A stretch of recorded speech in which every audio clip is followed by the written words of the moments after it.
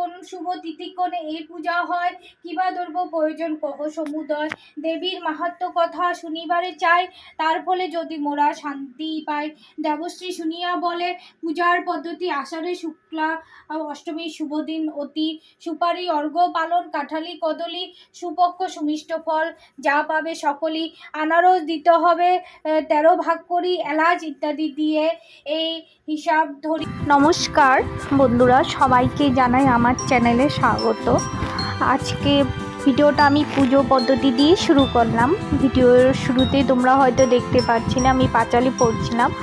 আর এই পাঁচালি হলো বিপত্তারিণী মায়ের পাঁচালি। আজকে বাড়িতে ছোটোখাটো করে একটা বিপদনাশিনী পুজো করলাম। আর এই পুজো হলো আষাঢ় মাসের বিপত্তারিণী পুজো। আজকে হলো মঙ্গলবার। আর আমি সকাল থেকেই আজকে পুজোর আয়োজন শুরু করে দিয়েছি। অনেক সকালে উঠেছি, যেহেতু একা হাতে সব করতে হবে, তাই অনেকটা সকালে উঠে আজকে আমি পুজোর আয়োজন শুরু করলাম। আর এই ভিডিওটা পাই পুজোর শেষের দিকে, মানে আমি যখন পাঁচালি পড়া শেষ হয়ে গেছে, তারপর আমার হাজব্যান্ড এই ভিডিওগুলো শ্যুট করেছে। পুজো আগে আমি ভিডিওগুলি শ্যুট করতে পারিনি, কারণ অনেক কাজ ছিল। এই যে যেমন 13টা ফল কাটা, গোটা ফল দেওয়া, বাটিতে সাবু দিয়ে কলা দিয়ে দেওয়া, ওদিকে 2টা নৈবেদ্য, তারপরে হলো ভুজ্য, তারপরে হলো ঘি মধু ওগুলো, ওদিকে সিঁদুর আলতা সব কিছু একটা থালাতে নেওয়া। তো অনেক কাজ থাকে। তারপরে দিয়ে ঘটের আয়োজন করা। তো সব কিছু আমি এইগুলো আয়োজন করছিলাম, তো মাথার খেয়াল ছিল না যে ভিডিও করতে হবে। তো পুজোর পরেই ভিডিওটা আমি করলাম। আমার এই পুজো প্রায় শেষই, তোমরা ভিডিও শুরুতেই দেখতে পারছো আমি পাঁচালি পড়ছিলাম। আর এবার পাঁচালি পড়ে আমি বাকি পুজোটা করছিলাম। পাঁচালি পড়ার পর যে মাকে ধূপ ধোনা দিয়ে যে মাকে ঘোরানো হয়, বাড়িতে ঘোরানো, ওগুলোই করছিলাম। আর এই ভিডিওটা আমার হাজব্যান্ডই শ্যুট করছিল। আর দেখতে পেলে আমি ধূপ ধোনা রেখেছি, কারণ মায়ের এখানে ঘুরিয়েছিলাম। আর পুজোর আয়োজন আমি একা বলবো না, আমাকে আমার হাজব্যান্ডও হেল্প করেছে অনেকটা। একাও সম্ভবও হয় না এত কিছু আয়োজন করা। তো আজকে আমার হাজব্যান্ড ছুটি নিয়েছিল অফিস থেকে। আমিই বলেছিলাম আজকে ছুটি নিয়ে নাও, কারণ আমি একা পারবো না পুজোর আয়োজন করতে। তাই হাজব্যান্ড অফিস থেকে ছুটি নিয়েছে আজকে। তো আমি আর আমার হাজব্যান্ড মিলে পুজোর আয়োজনটা করেছি। তো আজকে ছেলে অনেক টাইম ঘুমিয়েছিল, ও 9টার সময় উঠেছে। উঠেই দেখে যখন বাড়িতে পুজো হচ্ছিল, ও তো কী কাঁদছিল, বলছিল আমি স্নান করবো, আমি পুজোর সামনে বসবো। তারপর ওর পাপা ওকে স্নান করিয়ে দিল। আর এরকম বাড়িতে পুজো হলে আমার ছেলে ভীষণ আনন্দ, ও অনেকটা খুশি, ও খুব ভালোবাসে এরকম পুজো হলে। তো আজকে সকাল থেকে কিছু খায়ও নি, ও আমাদের সাথে আজকে উপোস করেছে। মানে পুজো হলেও ভীষণ খুশি।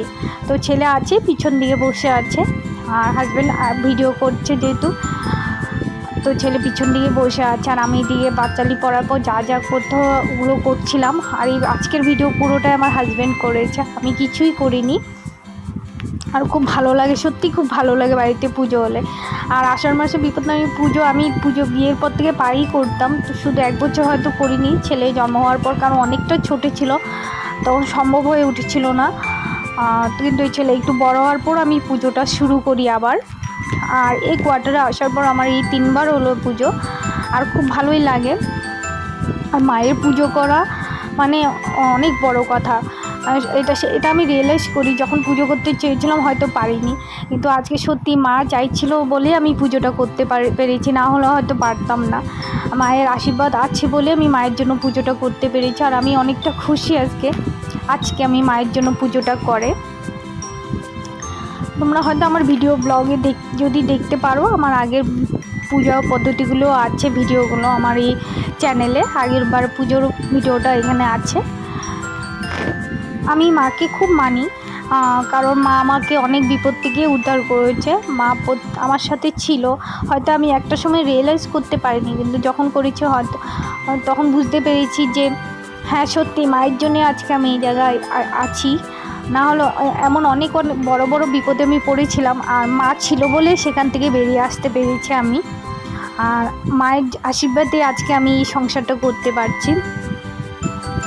থাকে এরকম অনেক অজানা কথা, যেগুলো সব কিছু তো আর ভিডিও বলা যায় না, তো সবারই পার্সোনাল কিছু থাকে। আর সত্যি আমি এই মায়ের থেকেই যে মায়ের আশীর্বাদ দিয়ে আমি আজকে এই জায়গাতে আছি বলে এই পুজোটা আমি সম্পূর্ণ করতে পারছি।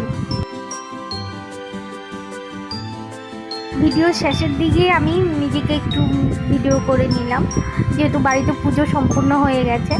আর এদিকে ছেলে এসে নমস্কার করলো মায়ের কাছে। আর আজকের ভিডিওটা আমি এখানেই শেষ করলাম। আগামীকাল আর একটা নতুন ভিডিও নিয়ে আসবো। আজকের জন্য বাই বাই।